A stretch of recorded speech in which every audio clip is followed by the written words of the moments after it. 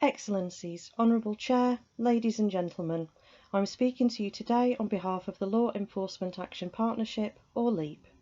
We are a growing movement of police officers and members of the criminal justice system advocating for drug policy and criminal law reforms based on scientific evidence and policy assessments. A century of international drug control conventions has tied governments of the world to a principle of common and shared responsibility of protecting the people from the potential harms of drugs. The conventions commit you to control drugs, as their titles state.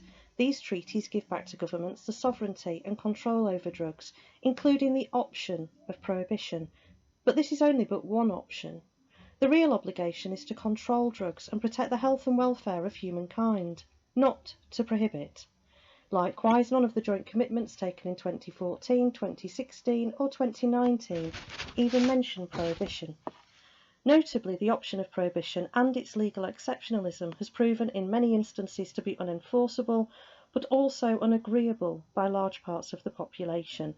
However, acceptability by citizens and enforceability by us, police and justice, are the two legs upon which the rule of law stands. Prohibition as a response to drugs in many respects hampers the rule of law. Reconciling the law with achievable and agreeable objectives is a necessity to preserve our societies from further harms, violence, and a disconnection between law enforcement and the people. Having on our side the law and the conventions is a necessity. Recently, scholarly discussions have concluded that the regulation of cannabis, one of the most pressing needs to address the challenges I just mentioned, is possible in conformity with the drug control treaties under Article 2, Paragraph 9 of the 1961 Convention.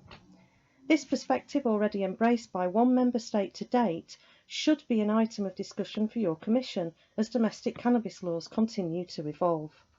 Excellencies, the real challenge to the joint commitments of the international community is the split between the rhetorics of prohibition and its inapplicability on the ground. Prohibition drives us, law enforcement, into a situation where we neither serve nor protect. We can do better. We can differentiate licit from illicit goods. We can regulate instead of banning. We can make the distinction between simple non-medical use and drug abuse, as the conventions do, and refer the latter to healthcare and social services. These are activities that law enforcement and public servants can, know how, and want to do. This is what the population wants: protection, not persecution, for the health and welfare of the people. I thank you.